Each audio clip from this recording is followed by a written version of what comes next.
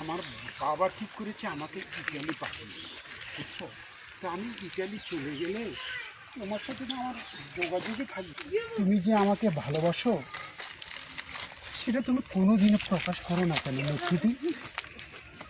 আমি তোমাকে কত ভালোবাসি, আমার হৃদয় প্রাণ দিয়ে উজাড় করে আমি তোমাকে চাই। এই জিনিসটা বুঝতে চেষ্টা করো না কেন?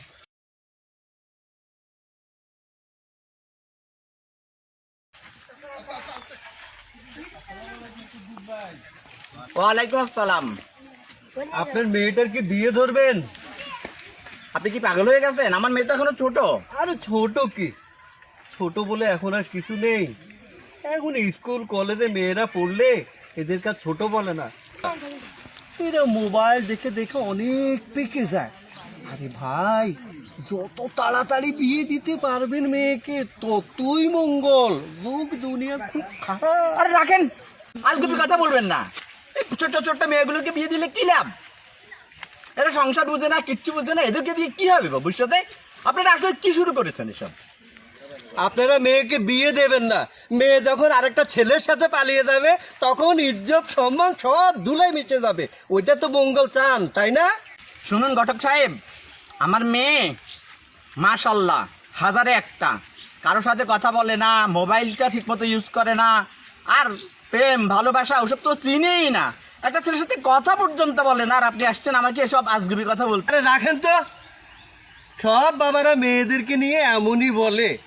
তাদের মেয়ে ফেরেস্তা, তাদের মেয়ে কারো দিকে তাকায় না, কিন্তু কয়দিন পরে দেখা যায় তাদের মেয়ের পেটে বাচ্চাও হয়ে গেছে।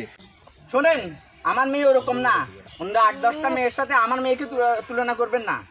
আমার মেয়ে ওরকম কিছুই করবে না, এটা আমি গ্যারান্টি দিয়ে বলতে পারি। আমার মেয়ে হাজারে একটা। তো ভাই, ভালো হলে তো ভালোই। আমার কাছে ভালো ছেলে আছে। আমি চাই ভালো মেয়েগুলার ভালো একটা ছেলের সাথে বিয়ে হোক, বাবা মা সম্মান বাঁচুক। তো ঠিক আছে, আমি ভালো ছেলে নিয়ে আসবো। যদি বিয়ে ধরেন আমার খবর দিয়েন। তো ভালো, আমার কাছে ভালো। ওয়ালাইকুম কুদ্দুস কাকা, ভালো আছেন নি? ওয়ালাইকুম আসসালাম। হ্যাঁ ভালো। আপনার লাই তো খবর একটা লই আইছি। কি খবর? অন এমপি গটক কাকার লগে কেমনে কই? আর না কিচ্ছু হবে না, বল। আপনার মাইয়ারে দেই আইছি হগারের ভিতরে যা করে। কি বলছিস এসব? তুই ঠিক দেখেছিস তো? আমার মনে হয় তুই ঠিক দেখিসনি। আমার মেয়ে তো এরকম করার পাত্রী না। আরে কি এখন আই কি আর চোখে দুলা দেয়নি। আপনার মাইয়ারে দেখলাম এই এলাকার হুলাগর লগে আনরে ফারকে যা আইসক্রিম খায় যা দেখছি ই কইবার মতো না। তুই চুপ থাক, সব অযথা অযথা কিসব কথা বলতেছিস। আর আরে কজনটা চুপ রাখবেন, আর এলাকার মানুষ কে জানে আপনার মাইয়াদের নষ্ট। কুদ্দুস ভাই, একটু আগে যেই মেয়ে নিয়ে এতটা অহংকার করলেন, আর সেই মেয়ের কীর্তিকলাপ শুনে আমার এত লজ্জা লাগতেছে। ঘরে ঘরে প্রত্যেকটা বাবা নিজের মেয়েকে রাজরানী মনে করে, পবিত্র মনে করে, কিন্তু দেশ দুনিয়া ভাই বদলে গেছে, অনেক খারাপ।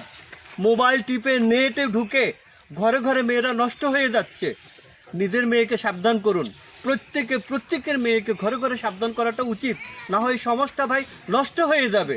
কি নষ্ট হচ্ছে, আরো নষ্ট হবে। দ্রুত গতিতে আপনার মেয়েটাকে বিয়ে দিয়ে ইজ্জত বাঁচান।